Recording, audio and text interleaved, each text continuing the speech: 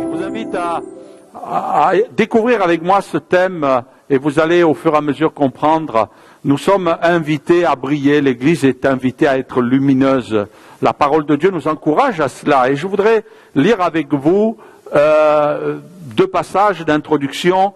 Voilà ce que nous lisons dans le livre de l'Apocalypse. N'ayez pas peur, le mot des fois fait peur, mais Apocalypse, c'est le livre de la révélation. Voilà, Jean, l'apôtre Jean a une révélation, il écrit cette révélation, la révélation de la fin des temps. Et puis voilà ce qu'il dit, moi Jean, votre frère qui est part avec vous à la tribulation, au royaume, à la persévérance en Jésus. J'étais dans l'île appelée Patmos, à cause de la parole de Dieu et du témoignage, j'étais emprisonné. Et je fus saisi par l'Esprit au jour du Seigneur. Le jour du Seigneur, c'est le dimanche. Le jour du Seigneur, le jour seigneurial littéralement. Et j'entendis derrière moi une voix forte, comme le son d'une trompette qui dit, ce que tu vois, écris-le dans un livre et envoie-le aux 7 églises, à Éphèse, à Smyrne, à Pergame, à Thyatire, à Sardes, à Philadelphia et Laodicée, les 7 églises. Je me retournais pour savoir quelle était la voix qui me parlait et après m'être retourné, je vis 7 chandeliers d'or, 7 chandeliers, un par église. Et au milieu des 7 chandeliers, quelqu'un qui ressemblait à un fils d'homme, Jésus, vêtu d'une longue robe ayant une ceinture d'or sur la poitrine qui nous parle de sa royauté, qui nous parle de sa position de fils de Dieu. Sa tête et ses cheveux étaient blancs comme la laine blanche et comme la neige, et qui nous parle de notre Seigneur qui est éternel mais qui est aussi pur. Ses yeux étaient comme des flammes de feu. Ça nous parle de ce que Jésus voit tout. Il pénètre l'intérieur de notre cœur, il sonde nos cœurs et nos reins. Ses pieds étaient semblables à de l'airain ardent, comme s'il avait été embrasé dans une fournaise. Ça nous parle du jugement, de la justice de Jésus. Et sa voix était comme le bruit de grandes eaux. Ça nous parle d'autorité, de puissance. Et il avait dans sa main droite 7 étoiles, les anges ou les serviteurs de Dieu des églises. De sa bouche sortait une épée aiguë à 2 tranchants. Ça nous parle de la parole de Dieu, Nouveau, Ancien Testament, 2 tranchants, la parole de Dieu qui est dans sa bouche, qui est dans son cœur. Et son visage était comme le soleil lorsqu'il brille dans sa force. Ça nous parle ici de la lumière de notre Dieu, qui est un Dieu de justice et de lumière. Il est la lumière du monde. Et quand je le vis, je tombai à ses pieds comme mort, et il posa sa main sur droite en me disant, ne crains point. Et puis, deuxième passage, toujours dans l'Apocalypse, ça suit, et il est dit, crie à l'ange de l'église d'Éphèse, voici ce que dit celui qui tient les 7 étoiles dans sa main droite, et celui qui marche au milieu des 7 chandeliers d'or. Je connais tes œuvres, ton travail, ta persévérance, je sais que tu ne peux supporter les méchants, que tu as éprouvé ceux qui se disent apôtres et qui ne le sont pas, et que tu les as trouvés menteurs, que tu as de la persévérance, que tu as souffert à cause de mon nom, et que tu ne t'es point lassé. Mais ce que j'ai contre toi, c'est que tu as abandonné ton premier amour. Souviens-toi donc d'où tu es tombé, repens-toi et pratique tes premières œuvres, sinon je viendrai à toi et j'ôterai ton chandelier de sa place, à moins que tu ne te repentes. Tu as pourtant ceci, c'est que tu hais les œuvres des Nicolaïtes, œuvres que je hais aussi. Que celui qui a des oreilles entende ce que l'Esprit dit aux églises. À celui qui vaincra, je donnerai à manger de l'arbre de vie qui est dans le paradis de Dieu. Amen. Le thème de ce matin, c'est pour que l'Église soit un chandelier lumineux. Vous comprenez maintenant la présence de ce chandelier ici.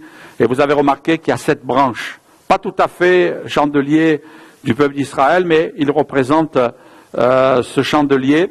Et je crois que le Seigneur désire vraiment que ce chandelier, bien sûr symbolique, représentant l'Église, Jésus marche au milieu des 7 chandeliers, il marche au milieu des églises. Ça veut dire que Jésus est au milieu de nous. Il n'est pas à côté, il n'est pas devant, derrière, à la sortie, mais il est au milieu. Amen. Jésus a dit, je suis avec vous tous les jours jusqu'à la fin du monde. Il est avec nous, il s'est engagé avec nous, il est avec son Église qu'il aime. Mais cette Église, et on le voit ici, pour l'Église d'Éphèse, cette Église, elle doit veiller à ce que, quelque part, le chandelier reste allumé. C'est comme ça que je le traduis. Il reste allumé et qu'il soit respecté dans ce que le Seigneur désire voir dans l'Église.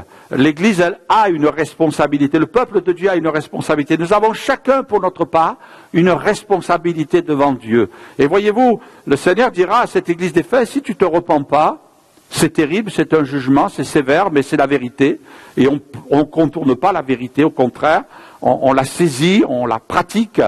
Et le Seigneur dira, si tu ne te repens pas, j'ôterai ton chandelier de sa place, c'est-à-dire que tu n'existeras plus pour moi.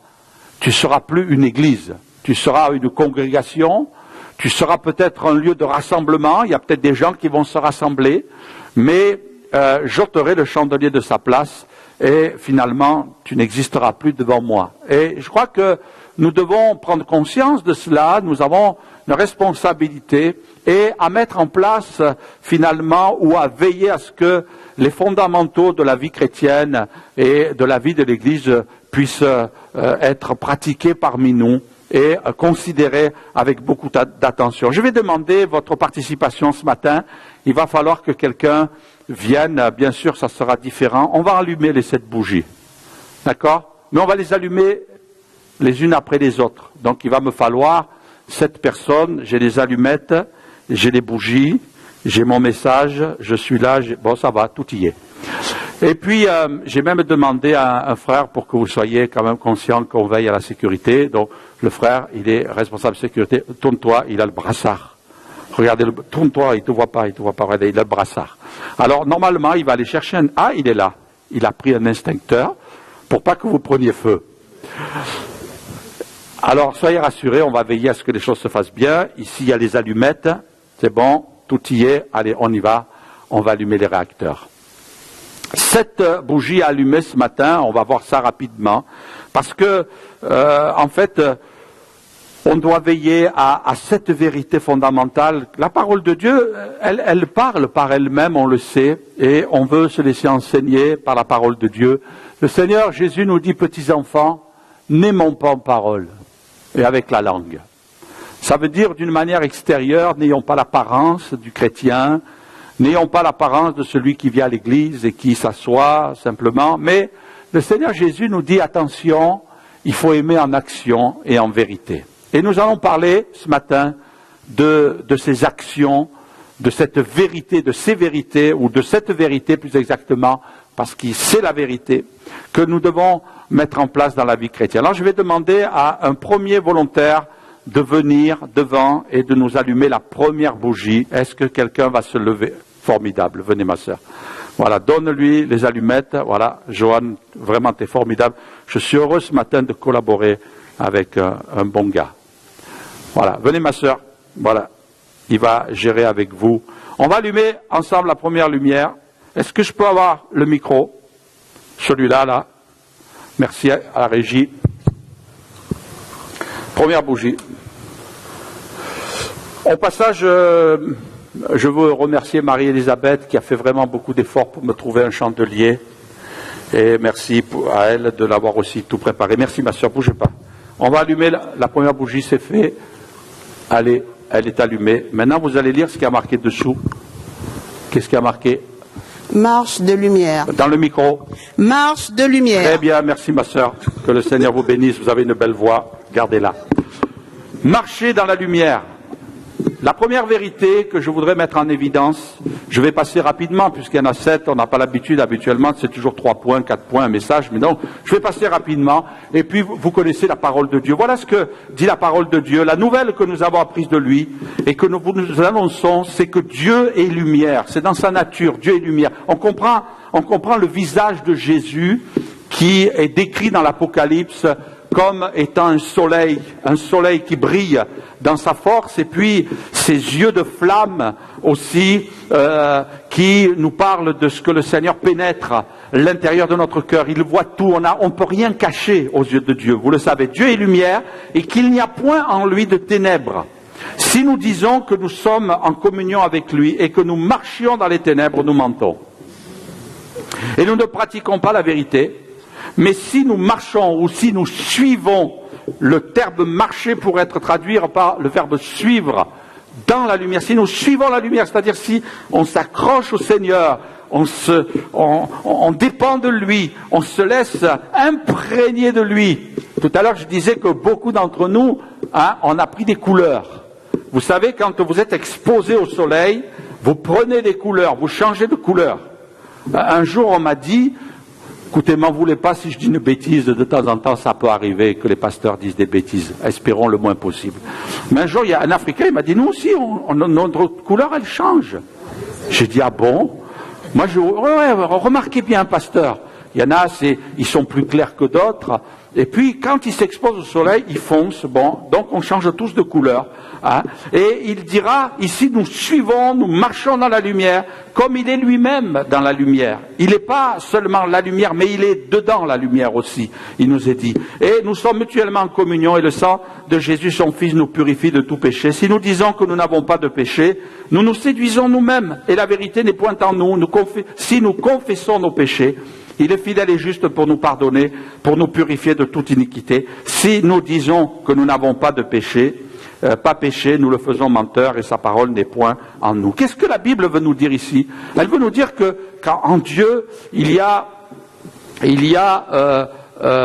cette lumière forte et puissante comme un soleil à son zénith qu'on ne peut pas regarder tellement la grandeur, la puissance de Dieu est là. On voit Moïse dans la parole de Dieu qui a ce buisson qui se met à brûler.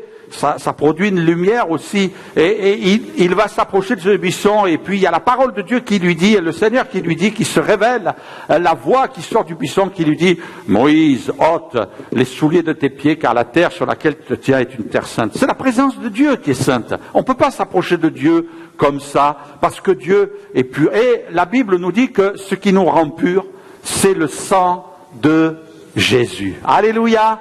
Depuis que nous avons reçu Jésus dans notre cœur, il nous a lavés par son sang précieux. Et le sang de Jésus a été suffisant pour que nous soyons agréables à Dieu. Par conséquent, il n'y a plus de séparation, on n'est plus repoussé, on n'est plus rejeté, mais on est dans la présence de Dieu. Mais ça ne fait pas de nous des gens parfaits. On est d'accord? Est-ce que pour vous, il y a des moments où vous prenez vraiment conscience de votre péché? Ben oui, bienvenue sur la terre des hommes. À la fois, on est des chrétiens, on a cette communion avec le Seigneur, mais on est les pieds sur la terre avec cette poussière qui est là, qui s'agrippe à nous, cette poussière du chemin, et nous comprenons pourquoi Jésus a lavé les pieds de ses disciples. Et quand Pierre a voulu être lavé entièrement, Jésus a dit non, que les pieds. Pourquoi? Parce que c'est la marche chrétienne et cette poussière du chemin qui s'incruste. Et on a besoin de veiller à être toujours propre, à se tenir toujours là devant le Seigneur en disant, Seigneur, je sais que c'est important pour moi de rester accroché à toi, dépendant de toi. Et la Bible dit que si je maintiens cette communion, que je reste en relation avec le Seigneur, eh bien, le sang de Jésus, son Fils, me purifie de tout péché. Amen. Et je veux rester dans la présence de Dieu et ne pas m'en éloigner pour marcher dans la vérité. Il me faut une deuxième personne pour allumer une deuxième bougie. Rapidement, s'il vous plaît. Et on va ensemble... Merci. Elles sont courageuses, les sœurs, hein? Allez, deuxième bougie. Alors on va essayer de suivre l'ordre. Hein. Venez là, je ne sais pas que je veux, mais bon, parce que celui après, si on les allume n'importe où. Bon, il n'y a pas de souci, elle y avait pensé, la sœur. Allez-y. Deuxième bougie. On ne fête pas votre anniversaire ce matin. Non, c'est pas. Allez, on va éclairer. Alors, non, on l'a lu celui-là. Allez, deuxième bougie, vous allez lire ce qu'il y a marqué dessous. La parole. Super, merci ma soeur, vous prêchez bien. La parole de Dieu, merci. La parole de Dieu, c'est des fondamentaux. Ce sont peut-être des choses qu'on connaît, mais c'est quand même bien de se les rappeler. Il faut que dans notre marche chrétienne, il faut que dans l'Église de Jésus, on maintienne près de nous toujours la parole de Dieu. C'est important. On peut la citer, on peut la connaître.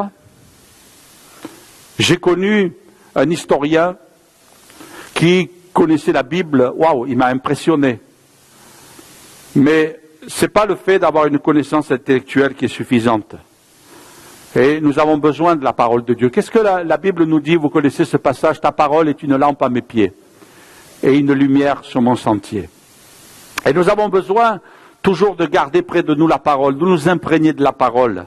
On sait que le diable redoute la parole.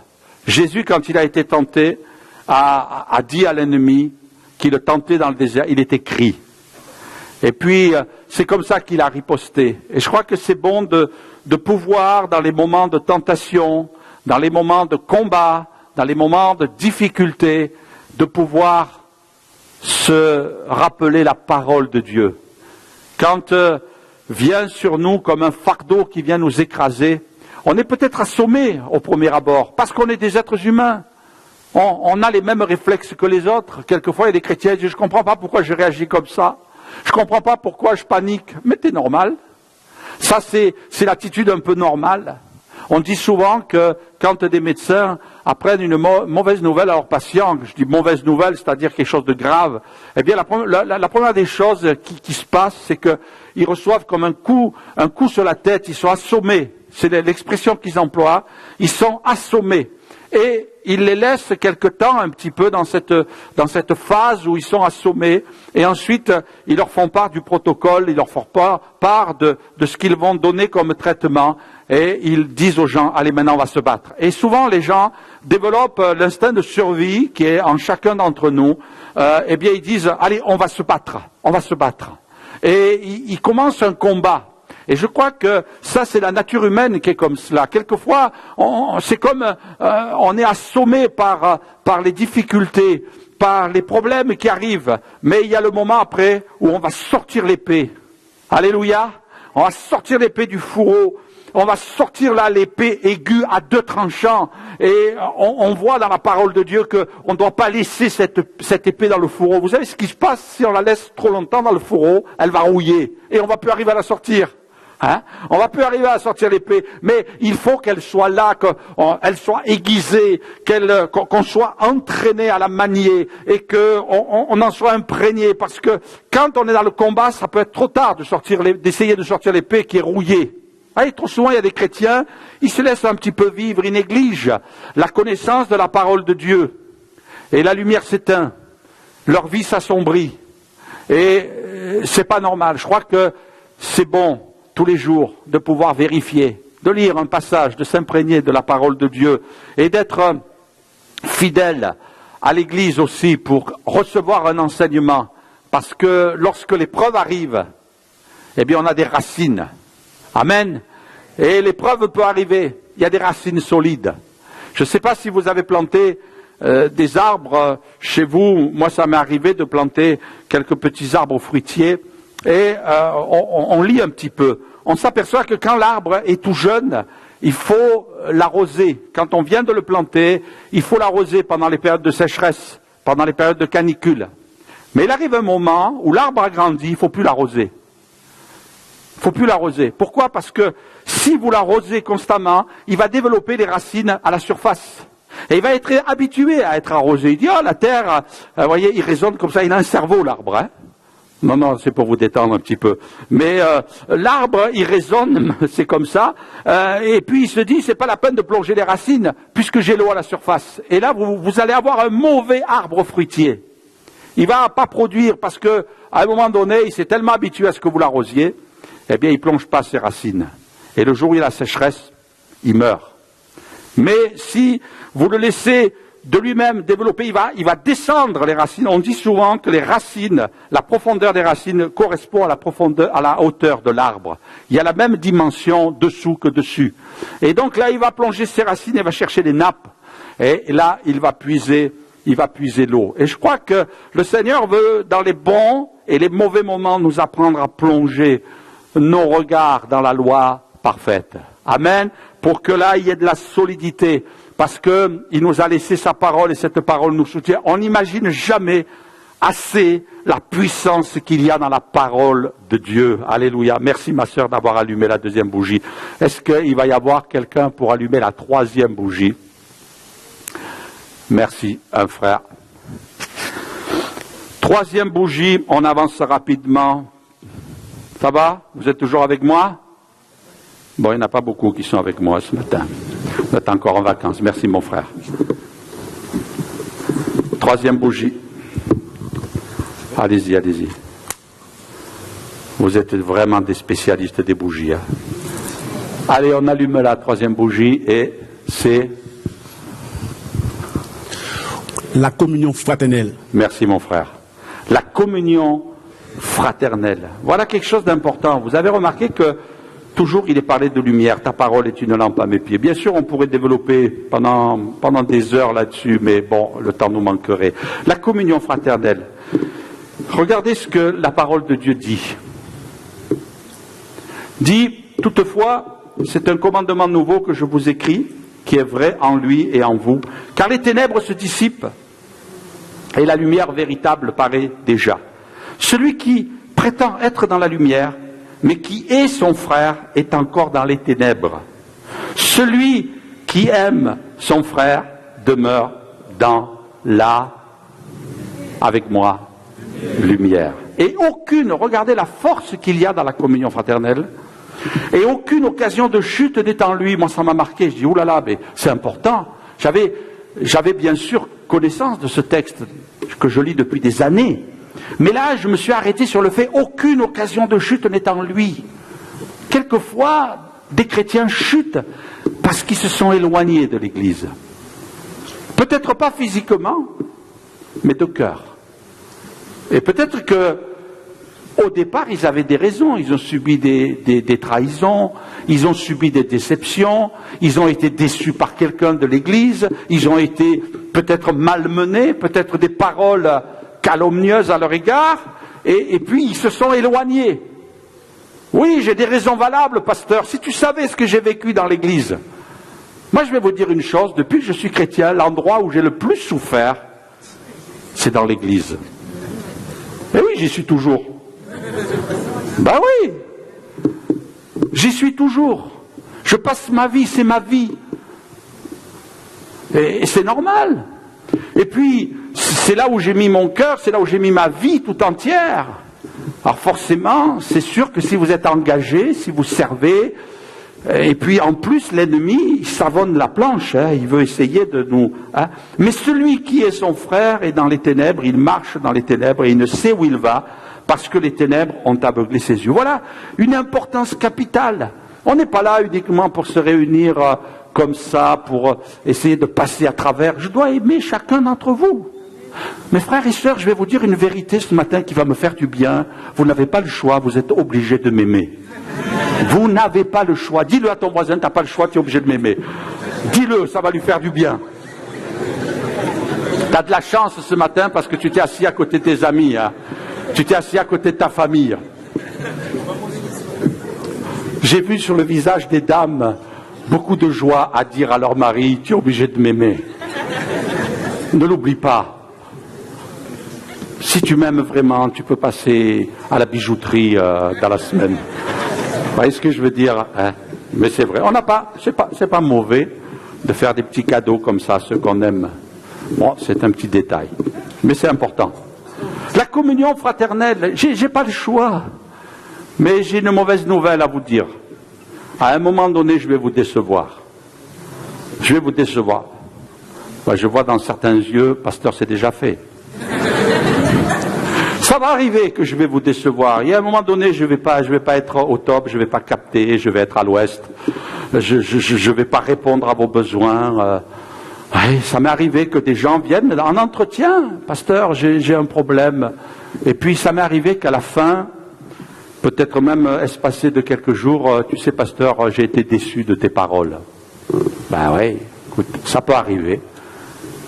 Parce qu'on pense quelquefois que le pasteur, il a la réponse à tout, il a la solution à tout, il va pouvoir guérir tous les malades, il va pouvoir délivrer tous les possédés, il va régler tous les problèmes. Je vais voir le pasteur, j'ai un problème de travail. Lundi matin, je reçois une lettre à la maison, je suis embauché.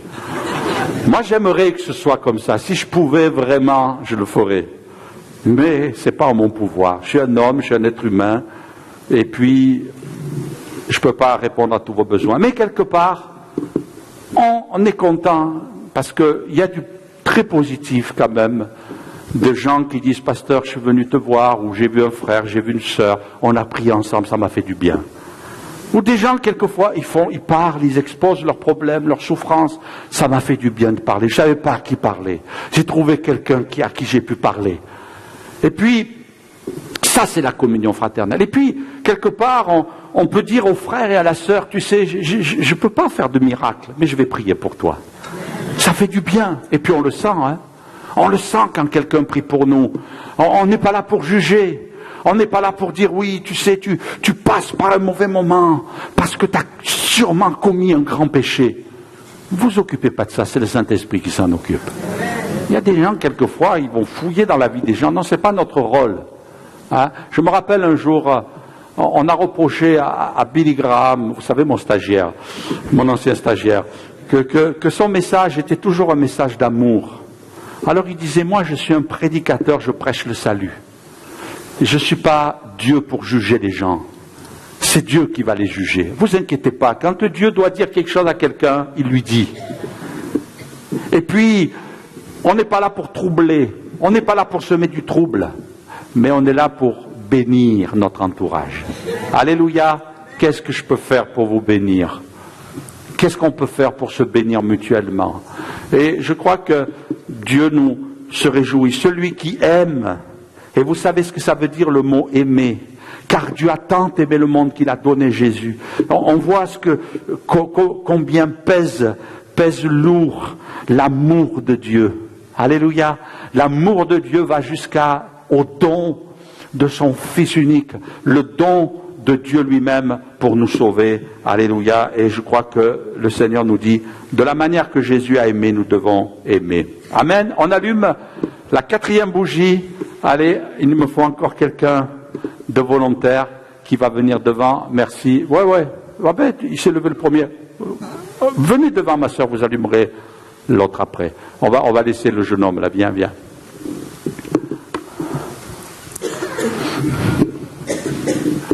On va allumer la 4e bougie pour que l'église brille. Qu'est-ce que le Seigneur nous invite à faire aussi? C'est la parole de Dieu qui le dit. Super, tu m'as même cassé l'allumette. Waouh! Ça, c'est un Rambo, ça. Voilà, super. Allez, maintenant, tu peux... Tiens, viens, c'est pas fini. T'as du boulot encore, hein? Allez, qu'est-ce qu'il y a marqué dessous? Témoignage. Témoignage. Amen. Merci, mon frère. Le témoignage. Voilà ce que dit la parole de Dieu aussi. Car ainsi nous l'a ordonné le Seigneur, je t'ai établi pour être la lumière des nations. Amen. Pour porter le salut jusqu'aux extrémités de la terre. Vous vous rappelez ce passage? Vous serez mes témoins, Jérusalem, Judée, Samarie, jusqu'aux extrémités de la terre. Dieu ne nous a pas donné le Saint-Esprit pour parler en langue seulement. Il nous a donné le Saint-Esprit en disant, vous recevrez une puissance et vous serez mes témoins. Amen. C'est important. Quand j'ai lu, en partie parce que on peut pas, j'ai pas pu le faire dans son intégralité, mais quand j'ai lu l'histoire de l'Église, l'histoire des églises locales, au travers du temps, je me suis aperçu que les églises qui ont perdu le flambeau, on dit souvent, ils n'ont pas transmis le flambeau, ce sont des églises qui se sont arrêtées d'avoir la vision d'évangélisation. L'évangélisation, c'est tellement important l'évangélisation. L'évangélisation, j'étais impressionné, j'étais dans un pays, et je parlais avec un pasteur qui avait connu une grande croissance dans son église. Il m'a dit une chose, je l'ai écouté un petit peu comme Paul au pied de Gamaliel, c'est un frère qui avait une grande expérience dans le ministère. Je dis, comment votre église elle a grandi? Qu'est-ce que vous avez fait? Vous avez ouvert des annexes? Il me dit non. Qu'est-ce que vous avez fait? Des campagnes d'évangélisation? Il m'a dit non. Expliquez-moi, j'aimerais savoir. Il m'a dit, j'ai dit à chaque chrétien, et il a commencé son église dans une cuisine, dans sa propre cuisine. Et quand il a passé le relais, son église était composée de 700 personnes à peu près. Donc, c'est pas banal. Il y a vraiment une croissance. Il m'a dit, j'interdis même les chrétiens à distribuer des prospectus. Moi, j'ai dit, il y a quelque chose que j'ai pas saisi, là, frère, dites-moi. Il m'a dit, le prospectus, ça fait des chrétiens feignants. Ils se cachent derrière le prospectus parce qu'ils ne veulent pas parler. Ils ne veulent pas témoigner. Je leur ai dit, vous ne donnez pas de prospectus, mais vous témoignez de votre bouche, de ce que Jésus a fait dans votre vie, c'est tout. Ensuite, vous amenez les âmes à l'église et vous les évangélisez, vous. Waouh! J'ai dit, ça c'est quelque chose que je ne connaissais pas. Et puis Dieu a béni. Alors attention, je ne suis pas contre les annexes d'églises qu'il faut ouvrir, je ne suis pas contre l'ouverture des églises, non, alléluia, c'est tout bon tout ça. De faire des campagnes d'évangélisation, c'est bon. Mais je crois qu'on peut faire toutes les campagnes d'évangélisation qu'on veut, mais si les chrétiens ne témoignent pas, on n'aura pas d'âme. Un jour, il y a un pasteur qui me disait, ah, je souffre vraiment. Parce que les brebis, elles croient que c'est le berger qui va enfanter les brebis. Et là, il y a une erreur aussi. On pense que c'est le travail des ministères. C'est à vous d'enfanter, mais vous avez déjà vu, un berger ne peut enfanter que des bergers. D'accord? Mais c'est les brebis qui doivent enfanter des agneaux. Et je crois que quelquefois, il y a des choses faussées dans notre tête. Où on en est? Où en est l'Église d'aujourd'hui par rapport au témoignage, dans son voisinage, dans sa famille? C'est pas évident. C'est pas évident. Je disais il y a quelques dimanches de cela, on s'est retrouvés à visiter notre famille, et dans notre famille, il y en a un qui est hospitalisé et qui se retrouve avec 35 kilos de peau sur les os, et puis un autre qu'on vient de déclarer le cancer. Qu'est-ce que je peux faire? Qu'est-ce qu'on peut faire? Ben, on prie. On parle de Jésus. Et puis il y en a un qui téléphone, qui dit, ah, j'ai pris 4 kilos depuis que vous êtes passé. Alléluia. Bon, ils ne disent pas tous Alléluia, parce qu'il y en a certains qui disent, moi je préférerais les perdre. Priez pour moi, pasteur, pour que je perde les 4 kilos. Si ça nuit à ta santé, pourquoi pas? Mais je crois qu'on est appelé à des témoins. Voici les miracles qui accompagneront ceux qui auront cru. Alléluia. Il n'est pas dit, voici les miracles qui accompagneront les pasteurs, mais ceux qui auront cru. Est-ce que tu crois? Alors voici les miracles. Ils imposeront les mains aux malades et les malades seront guéris. Alléluia. Ils chasseront ils parleront de nouvelles. Alléluia. Voici les miracles. Le Seigneur ne nous a pas envoyés démunis. Ah Seigneur, je ne sais pas quoi faire. Ouais. Mais fais-le discrètement, mais n'aie pas peur de prier. Va voir. Peut-être tu as appris que tu as un collègue de travail qui est malade. Trouve-toi en tête à tête avec lui à un moment donné. Va le voir. Dis-lui que tu es chrétien. Prie pour lui, pour que Jésus se révèle à lui et pour que Jésus intervienne dans sa santé. Et même si après il te renie, même s'il te regarde de travers, même s'il te critique, tu as fait ce qu'il fallait. Il faut que dans l'Église la lumière soit allumée. Il faut que nous soyons des témoins, et puis des témoins jusqu'aux extrémités de la terre, c'est-à-dire qu'on pense à l'œuvre missionnaire aussi. Alors peut-être on ne sera pas des missionnaires, mais on peut aider, on peut donner 5 euros, on peut donner 10 euros, on peut donner 20 euros, on peut donner 50 euros à l'œuvre missionnaire. On a une vision dans notre Église. Moi cette vision, je ne l'ai pas choisie, mais c'est la vision de l'Église, alors je la suis. C'est l'Église qui a décidé, alors je suis, et puis je suis content de suivre. Je suis content que notre Église soit engagée dans une œuvre missionnaire nouvelle. Amen. Et on ne fait pas grand-chose, mais on a permis que cette œuvre, qui était une œuvre qui était propre à l'œuvre de l'Église, elle soit devenue une œuvre nationale, puisque la France entière, les assemblées de Dieu de France ont accepté et ont manifesté le désir de soutenir l'œuvre missionnaire de Mayotte. On a été des instruments, mes frères et sœurs. Et vous ne croyez pas que ça plaît au Seigneur? Moi, je me réjouis de cela. Moi, je ne pensais pas à cette œuvre avant de venir ici. Mais aujourd'hui, je me réjouis d'être engagé. Et puis, c'est l'œuvre de Dieu jusqu'aux extrémités de la terre. La lumière des nations pour porter le salut jusqu'aux extrémités de la... Amen. Sois un témoin. C'est pas facile de témoigner. Je suis d'accord avec vous. C'est pas facile aujourd'hui.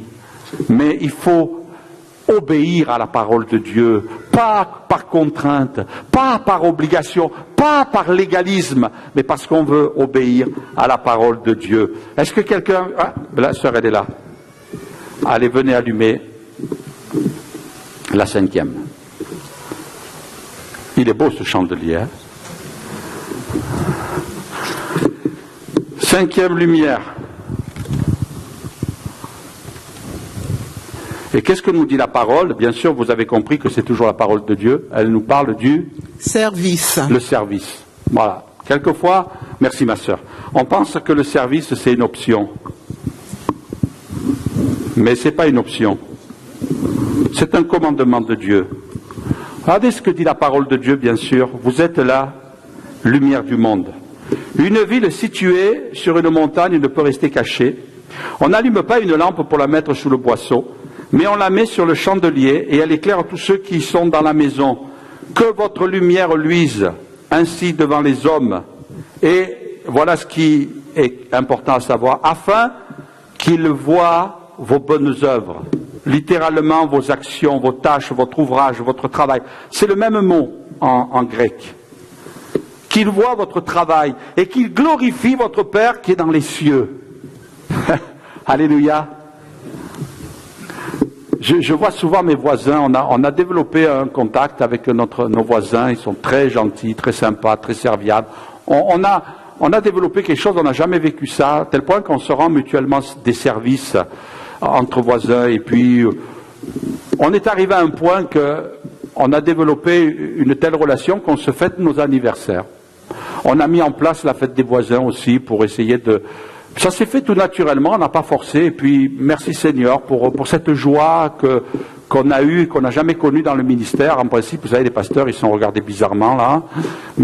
Et quand ils me voient partir, ils me disent, pasteur Alain, je ne m'appelle pas pasteur, Alain, tu vas au travail, tu vas travailler. Alors je leur dis, ben oui, ben, qu'est-ce que vous voulez que je leur dise? Je vais travailler, oui. Je pars, bonne journée. Hein. Et puis, des fois, ils me regardent, ils disent, demain tu travailles? Ben oui. Ah, mon pauvre. Ils me regardent un petit peu bizarrement. Mais c'est vrai que, à la fois, bon, c'est un travail, c'est vrai, mais quelle joie de servir Dieu. Quelle joie de servir l'Église. Alléluia. Il m'arrive des fois de rentrer à la maison, des entretiens pas faciles, des décisions, c'est pas facile, mais quelle joie de servir Dieu. Même si c'est pas toujours facile de servir Dieu. Et là, on va rentrer dans une année encore scolaire, et vous savez que le calendrier de l'Église est souvent comparable au calendrier scolaire. On va démarrer, peut-être, là certains, voilà, bon, j'ai des projets, je vais cette année faire ceci, je vais faire cela, ou je vais arrêter ceci, je vais arrêter cela, et puis on respecte votre décision, pas de souci. Mais moi, je suis pas là pour vous dire arrêtez-vous, au contraire, je suis là pour vous dire engagez-vous. Vous allez voir du pays. Engagez-vous. Ne soyez pas uniquement des spectateurs, mais soyons des acteurs. Amen. Soyons pas, comme je le montrais un jour, assis à la table, mais soyons de ceux qui servent à table. Soyons de ceux qui font quelque chose. Je comprends que quelquefois c'est pas facile, la charge familiale, les enfants en bas âge, les bébés pour les dames et les messieurs, le travail, la course toute la semaine, mais je crois qu'il ne faut pas quand même exclure, je ne dis pas qu'on va se cacher, je comprends que des fois il y a des charges difficiles. Moi j'ai un immense privilège, c'est que je sers Dieu à plein temps et c'est une grâce, c'est une joie. Et ce n'est pas la possibilité pour chacun de vous de le faire, mais quelque part chacun nous sommes appelés à servir. Il faut que ça brille dans notre vie. Il faut que ça brille dans l'Église. Il faut que dans l'Église, ce soit comme une ruche. Qu'est-ce que je peux faire pour Dieu? C'est bon quand des gens sont venus me voir il y a quelques semaines de cela, avant les vacances, sont venus me voir. Pasteur, on va venir dans votre Église. Ah, chouette. Qu'est-ce qu'on peut faire? Voilà mes capacités, voilà ce que je sais faire. Est-ce qu'il y a un besoin? Alors après on oriente, on dit, mais c'est comme ça quelque part, chacun pour notre part. Je comprends que peut-être on a servi, on a rencontré des échecs. Mais l'échec, disait quelqu'un, c'est pas la difficulté que tu as rencontrée. L'échec, c'est que tu te sois arrêté à cause de la difficulté. Nous avons tous des échecs. À un moment donné, excusez l'expression, on s'est tous pris un mur. À un moment donné, il y a quelque chose qui a foiré. À un moment donné, peut-être le Seigneur nous a dit, tu vas arrêter ça, parce que je prévois autre chose pour toi. Et peut-être on l'a mal interprété, on l'a mal pris, et on a tout stoppé. On a dit, c'est terminé, qu'on ne compte plus sur moi, c'est fini, on a profité de moi, on a abusé. Moi, j'ai connu des chrétiens, quelquefois, qui ont fait des choses et on a profité. On a profité d'eux, c'est vrai. Il y a des gens qui ont profité. Mais si il n'y a pas de reconnaissance ici, il y en a une là-haut. Amen. Moi, mon pasteur me disait souvent, quand je faisais une bonne action, que j'étais tout jeune dans la vie chrétienne, il me disait, tu as ajouté une perle à ta couronne. Waouh, j'étais content chaque fois qu'il me disait ça, parce que je le croyais. Hein. Mais enfin, il avait raison. Une perle à ma couronne. Et je crois que chacun d'entre nous, chaque fois que nous faisons quelque chose, tout ce que vous faites, faites-le pour le Seigneur. Toujours. Toujours. Parce que l'être humain, quel qu'il soit, eh bien, il va nous décevoir à un moment donné. Et oui, c'est obligé. C'est obligé. Mais pourquoi vous restez avec votre mari? Vous a jamais déçu? Messieurs, pourquoi vous restez avec votre épouse? Elle vous a jamais déçu? À un moment donné, on a failli. Mais on reste pourquoi? Parce qu'on s'aime. Et puis, il n'y a pas que du mauvais. Heureusement. Et je crois que dans l'Église, c'est la même chose. Apprenons à servir. Apprenons à être des serviteurs. Bon, nous allons entendre ces paroles dans le ciel. Bon et fidèle serviteur. Est-ce que le Seigneur, vous croyez qu'il va dire des choses qui sont fausses? Non. S'il dit qu'on a été des bons et fidèles serviteurs, c'est que c'est le cas. Mais il faut que cette parole soit prononcée. Tu as été un bon et fidèle serviteur. Entre dans la joie de ton maître. Et la Bible dit que dans le ciel, on va se reposer. Amen. Ça va être des vacances éternelles. Alléluia, sous les palmiers. Au bord de la plage. Il n'y aura plus de bouchons sur les autoroutes. Oh là là. J'aurai 1 kilomètre la personne suivante, 1 kilomètre la personne suivante. Libre. Repos éternel. J'y pense, ça va être beau le paradis. Des vacances éternelles, alléluia. Oh, merci Seigneur pour ça. Mais tant que nous sommes sur la terre, il ne faut pas rester là en disant, je vis ma petite vie. Je crois que le problème aujourd'hui de notre société, enfin plutôt de nos chrétiens, c'est qu'on a tendance, et je dis tous, à se trouver tellement bien dans notre petite maison. On est bien dans la maison, et puis on en oublie. On s'est installé. Dieu va le reprocher un jour à son peuple, vos maisons sont lambrissées, mais la maison de l'Éternel, elle est abandonnée. Et c'est pour ça que je ne vous bénis pas. C'est pour ça que les bénédictions, elles tombent comme dans un sac percé, dira Dieu. Parce qu'on a oublié l'essentiel. On s'est occupé de nos maisons, et puis on a raison de s'en occuper, mais le problème c'est qu'on en oublie la maison de Dieu, et c'est ça le problème. Donc il faut penser à cela. Allez, on va allumer. Il en reste plus que 2, ça va? Vous tenez bon? Allez, on y va. Qui c'est qui? Merci mon frère. On allume la 6e bougie.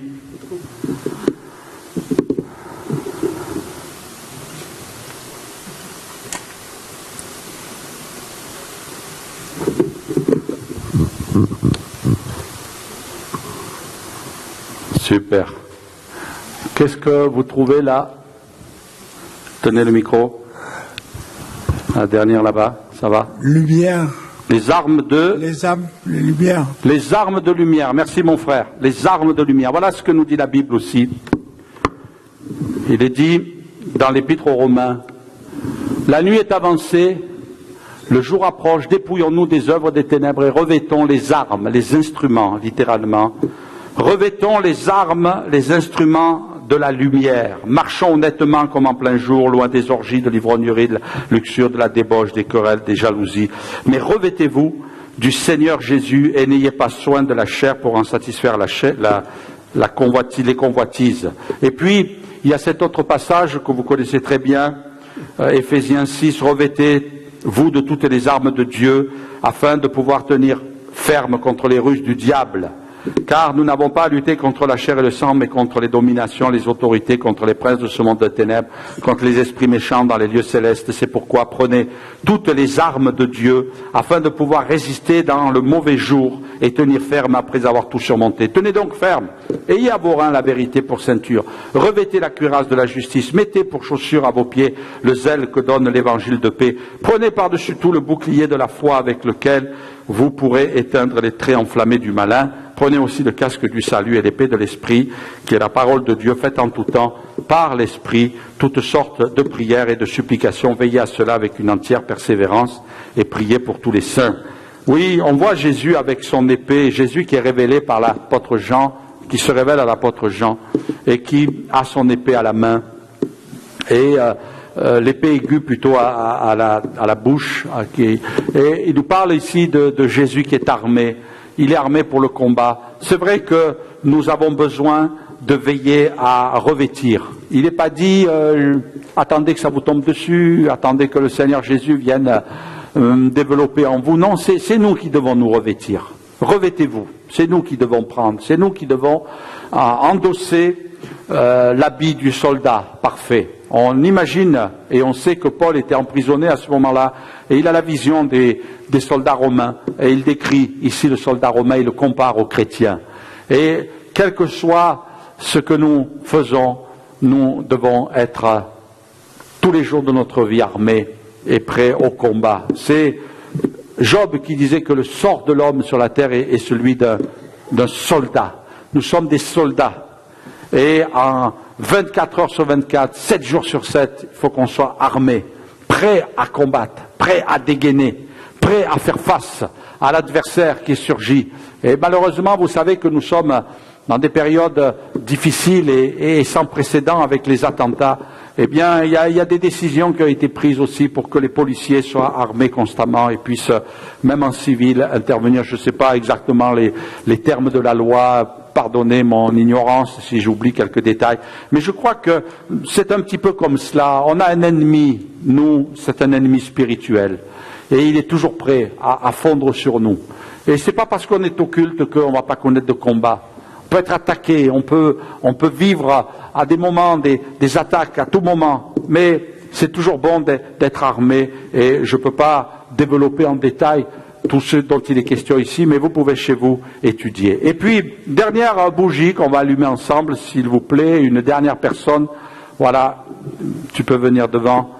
Merci pour les volontaires.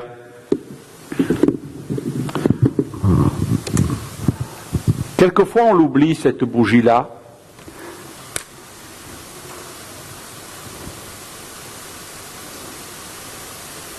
Ça y est, on a tout allumé. Merci. Viens ici.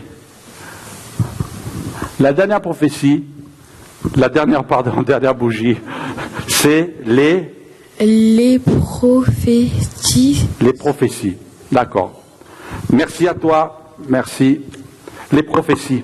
Regardez, et ce n'est pas un détail, la parole de Dieu est un livre prophétique aussi. Certaines prophéties se sont accomplies, d'autres vont s'accomplir. Et on a ce passage dans l'épître de Pierre, il est dit, et nous tenons d'autant plus certaines les paroles prophétiques, à laquelle vous faites bien de prêter attention. De prêter attention comme une lampe qui brille dans un lieu obscur, jusqu'à ce que le jour vienne apparaître et que l'étoile du matin se lève dans vos cœurs. Sachez tout d'abord vous-même qu'aucune prophétie de l'Écriture ne peut être l'objet d'interprétation particulière, car ce n'est pas par une volonté d'homme qu'une prophétie a jamais été apportée, mais c'est poussé par le Saint-Esprit que des hommes ont parlé de la part de Dieu. Il y a parmi le peuple de faux prophètes, et il y aura de même parmi vous de faux docteurs qui introduiront sournoisement des sectes pernicieuses et qui, reniant le maître qui les a rachetés, attireront sur eux une ruine soudaine.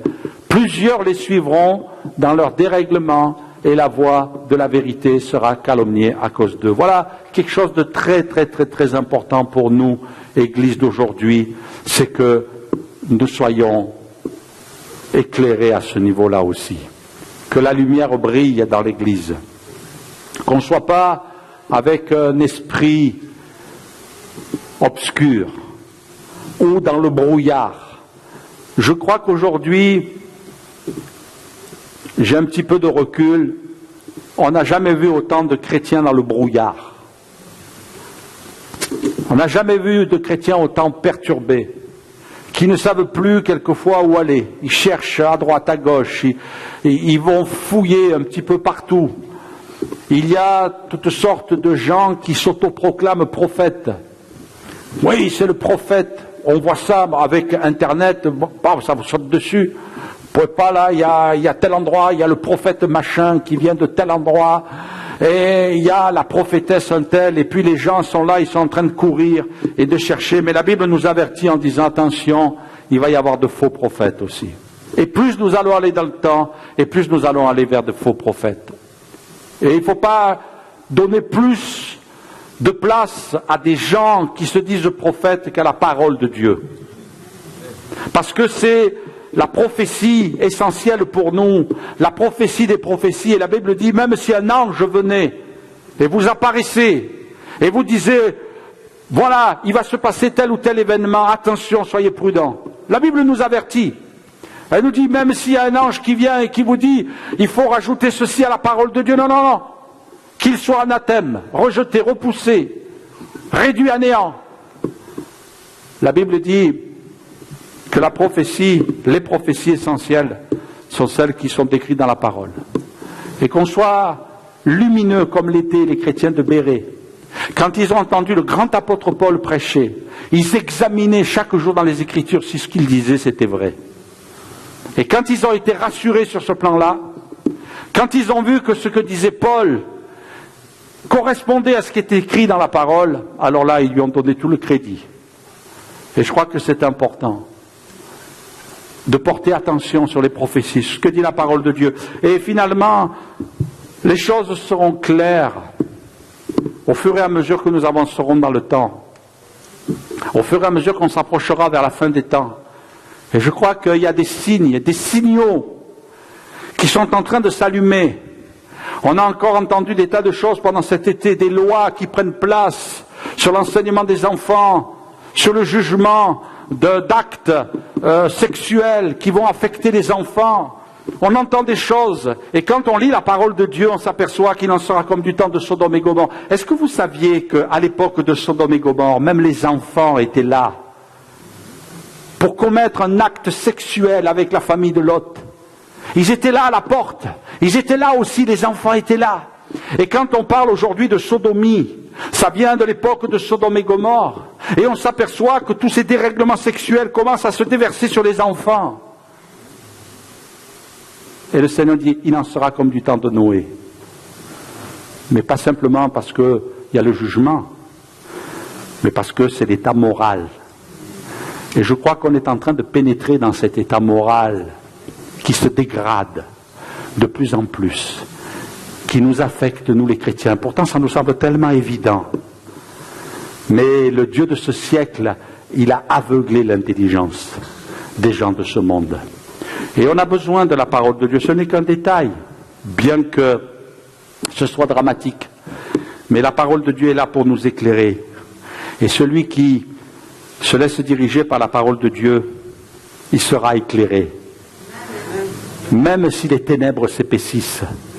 Parce que la plus petite des lumières, dans l'endroit le plus noir qui puisse exister, elle chasse les ténèbres.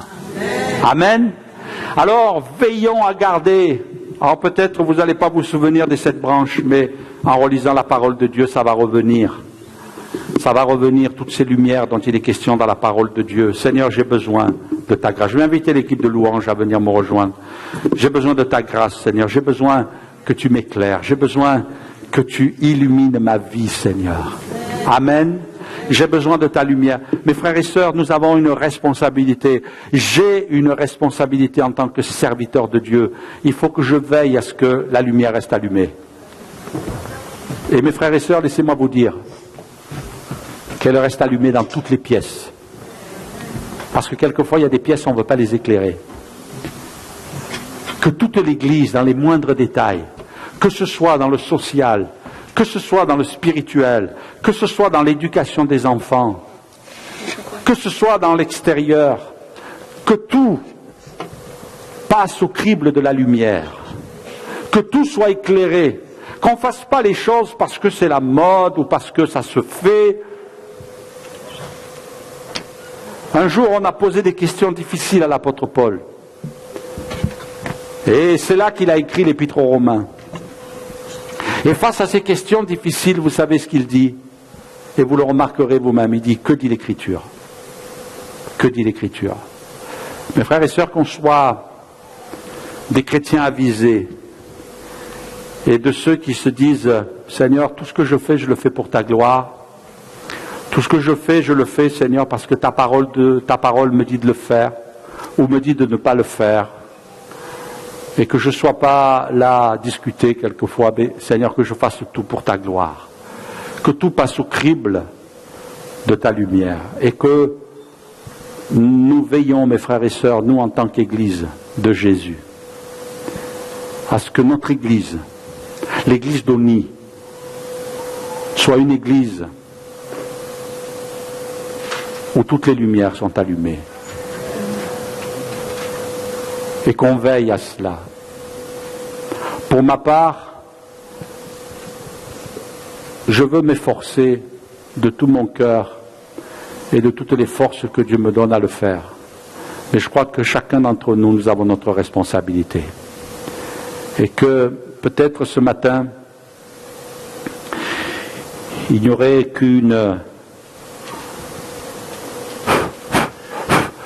il n'y aurait que 3 bougies qui seraient allumées, 4 bougies allumées, 3 éteintes. Tu peux dire peut-être c'est pas grave, pasteur. Tu sais, dans tout ce que tu as cité, moi, il y a 2 bougies qui ne sont pas allumées. Eh bien, je t'encourage, mon frère, ma sœur, qui que tu sois, à sortir ce matin en disant au Seigneur, je vais les allumer. Je ne veux pas laisser une bougie éteinte.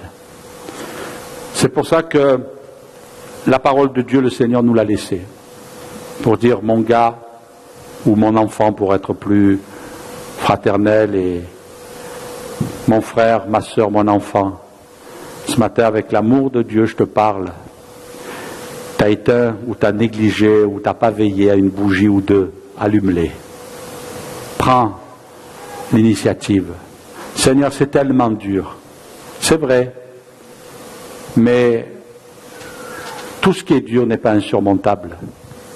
Et tout ce qui peut être dur, le Seigneur a prévu de nous aider. Pour que l'impossible devienne possible. Parce que tout est possible à celui qui croit. Amen. Tout est possible. Et ce n'est pas en changeant d'église, ce n'est pas en changeant de frères et sœurs que les choses vont changer dans ta vie. C'est en changeant toi-même. Le monde dit il faut changer la société, mais la société, disait Jean-Jacques Rousseau, c'est nous, chacun d'entre nous. C'est facile de dire il faut changer la société, mais est-ce que tu es prêt à changer toi-même? Et je crois que souvent on veut changer les choses, mais c'est nous qui devons changer. Et le Seigneur veut nous changer. Il veut nous transformer. Amen. On va prier ensemble de tout notre cœur. Je vais vous inviter à vous lever à votre place. On va